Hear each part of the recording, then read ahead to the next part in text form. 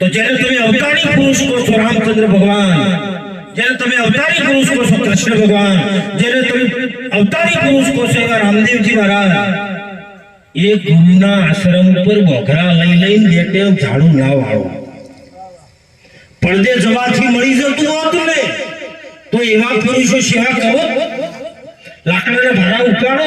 પણ રામચંદ્ર ભગવાને પણ જો ગુરુના આશ્રમ ઉપર લાકડાના ભારા ઉપાડ્યા છે. પૂર્ણ પુરુષોત્તમ હતા સતોય.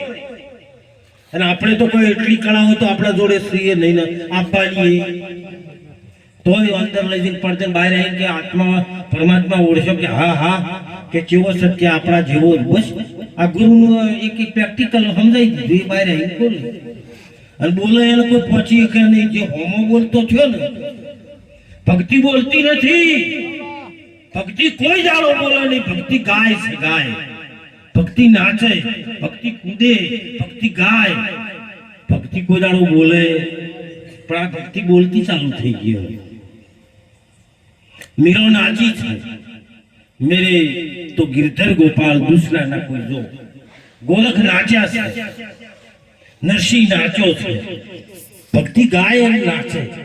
बोलवानी कला ज भक्ति पासे नहीं. भक्ति बोले અને બોલે તો એ બકવામાં જતી રહે. તરત આવીને કે હા અમે ઓળખ્યો કેવો છે કે આપણા જેવો લ્યો બોલો. આ હોમ જ ખડાયું ને.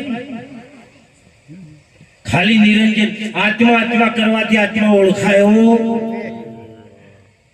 જેમ પેલી ભાઈ તો ને રબારીનો છોકરો, આપણે રબારીનું નામ લેવાય એટલે રીહના છે. રબારીનો નાનો છોકરો કણાયન કોને એને પડાઈ ન છે.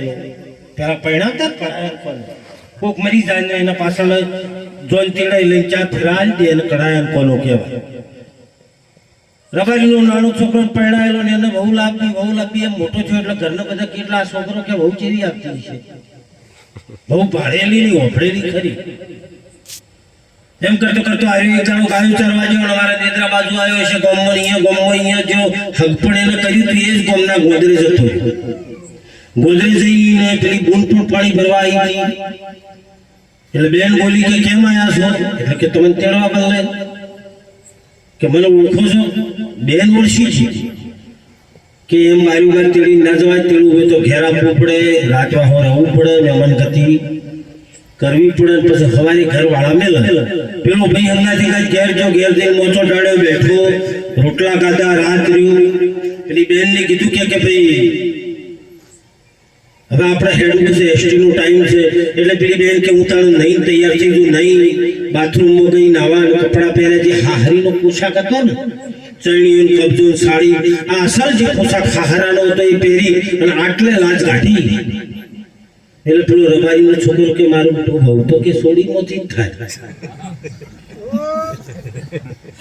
આ વહુ સોડી મોથી થાય. હું તો એમ સમજતો હતો કે વહુ જલવતી ઈચ્છા. જેમ એ દિહાઈનો છોકરો બહુ શબ્દ ન ઓળખતો હતો, એમ આપણે ખાલી પરમાત્મા શબ્દ ન જ ઓળખાશે. પરમાત્માને ઓળખ્યો. કદાચ માફ કરજો કોઈનું ખોટું લાગે તો, પણ ખાલી શબ્દ જ તમે વાપરી લીધો છે. પરમાત્મા જોયો નથી. અને જો આ હોય હમણાં દાખલા લીધા ભજનોમાં વાણીઓમાં તો એક એના પુરાવા છે. ભક્તિ જો પ્રગટ થઈ છે. છાની છાની ભક્તિ શ્રીબાઈ કરતા જાતના હતા કુંભાર. ભોયરું ગળાઈ અને ભોયરામાં ભજન કરીને આ ભક્તિને શ્રીબાઈએ ટકાઈ છે. આજ આપણા બલ્લમ માયક બજા, ફોક્સ બજા, મંડપ રોપ્યા, પણ જો હજી છે નહીં કે નિયત થઈ ગયું કે 12 વાગ્યા એટલે આપણે કોઈ જોવું. બસ 12 વાગ્યા ઉઠીને હવે સગવડી ભક્તિ થઈ ગઈ છે. એટલે હવે આપણે થોડુંક સમજી જવું. 12 વાગે બધું પૂરું કરી દેવું ને કે આગળ રહે. જીવન મળ્યું છે, અમૂલ્ય મળ્યું છે. અને એના માટે સંતો આપણને પોકાર કરી સંતો કે છે